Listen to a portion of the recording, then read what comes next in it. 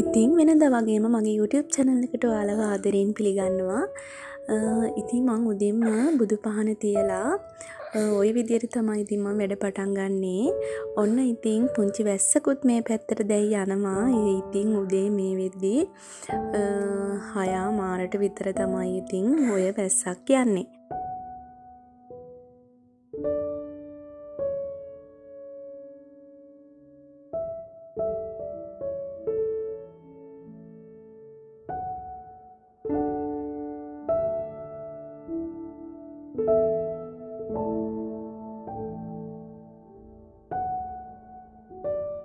ඉතින් වහින වෙලාවට කාටවත් මතක් වෙන්නේ මොනහරි රස දෙයක් කාලා ප්ලේන් ටියක් බොන්නනේ.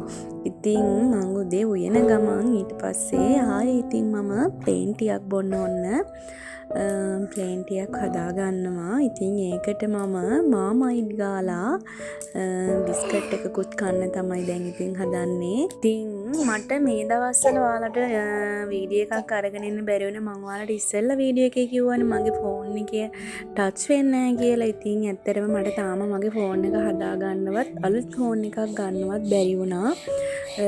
ඉතින් වීඩියෝ කරලා එඩිට් මුකුත් නැතුව තමයි ඉතින් අද මම වීඩියෝ එක අරගෙන ඉන්නේ. ඉතින් නෝමල් එකේ සාමාන්‍ය වැඩක් ඉතින් ෆෝන් එකෙන් කරගන්න පුළුවන්. ඉතින් ෆෝන් එකක් ගන්නකම් ওই විදියට ඉතින් වීඩියෝස් අරගෙන එන්න මම බලාපොරොත්තු වෙනවා. හස්බන්ඩ් වැඩට ගියාට පස්සේ ඇනෙක්ස් එකේ ඉන්නේ මායි බබයි විතරනේ. ඉතින් අද දවසෙත් ඔන්න මායි බබයි විතරයි තමයි ඇනෙක්ස් එකේ ඉන්නේ.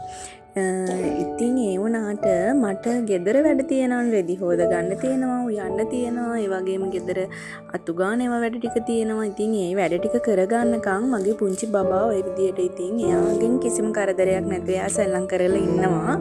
ඉතින් එයා ওই විදියට තමයි ඉතින් සෙල්ලම් කරන්නේ. දැන් නම් එයාට ඉතින් නිදිමත වෙලා ඔන්න ඔළුව තියාගෙන එයා ඉන්නවා. ඉතින් මං ගෙදර වැඩ ටික ඔක්කොම කරගන්නකම් එයා කොහොම හරි ඉතින් ওই විදියට සෙල්ලම් කර කර සමහර වෙලාවල් වලට ඉතින් චණ්ඩි වැඩ දාන වෙලාවොත් නැත්තෙම නෑ. ඉතින් ඔන්න ওই විදියට ඉඳලා එයා මං දැන් එයාව නිදි කරවනවා. ඉතින් එයා නිදිමතින් ඉන්න හින්දා මං එයාව නිදි කරනවා. අද වීඩියෝ එකේ තියෙන්නේ මම උයන්න අවශ්‍ය කරන 3-5 මිරිස්කුඩු වගේ දේවල් කොහොමද ඇසුරුම් කරන්නේ, ඒ වගේම ඒවා කොහොමද මම ගන්න කියන එක ගැන. ඉතින් මම නම් බොහෝ දුරට මාසේ පඩිය ආවට පස්සේ එකපාර ගිහිල්ලා මාසෙටම හරියන්න බඩු අරගෙන එනවා. ඉතින් ඒ අරගෙන ඇවිල්ලා ওই විදියට මම ඒ 3-5 දාන එකට 3-5 දාලා ඒ විදියට ඒ ටික මේවා කරගන්න. ඉතින් මම අද අලුත් දෙයක් කරා. මම හිතුවා 3-5 මිරිස් කුඩු කියන ඒවා වෙන වෙනම ලියලා ලස්සනට හදා ගන්න ඕනේ කියලා. ඉතින් ඒ ක්‍රමය මගින් ඇත්තටම මම විතරක් උයන හින්දා දැන් නම් ප්‍රශ්නයක් නැහැ. හදිස්සියකවත් මම ගෙදර නැති වෙලාවක වුණත් හස්බන්ඩ් හරි කවුරු හරි කියන්නේ අපේ අම්මා කෙනෙක්ට හරි ඇවිල්ලා හදිස්සියක් වෙලා ඇවිල්ලා උයා ගන්න උනොත් එහෙම හොය ඉන්න දෙයක් නැහැ. වෙන වෙනම ලියලා තියෙන්නේ.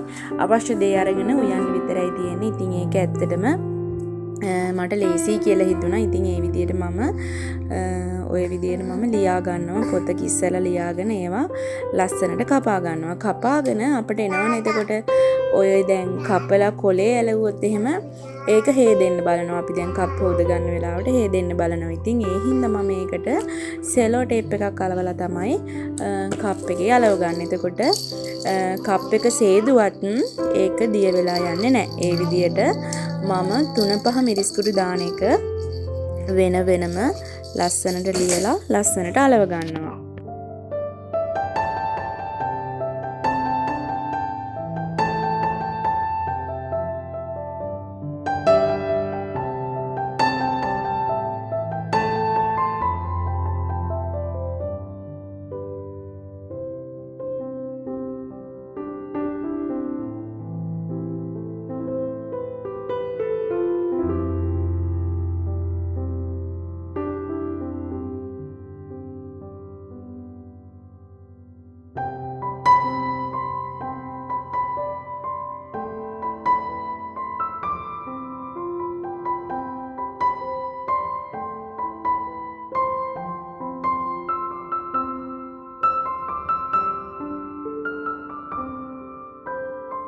ඉතින් අද වීඩියෝ එක හොඳයි නම් කමෙන්ට් කරන්න, ඒ වගේම ලයික් කරන්න, මාව සබ්ස්ක්‍රයිබ් කරලා නැත්නම් මාව සබ්ස්ක්‍රයිබ් කරන්නත් අමතක කරන්න එපා.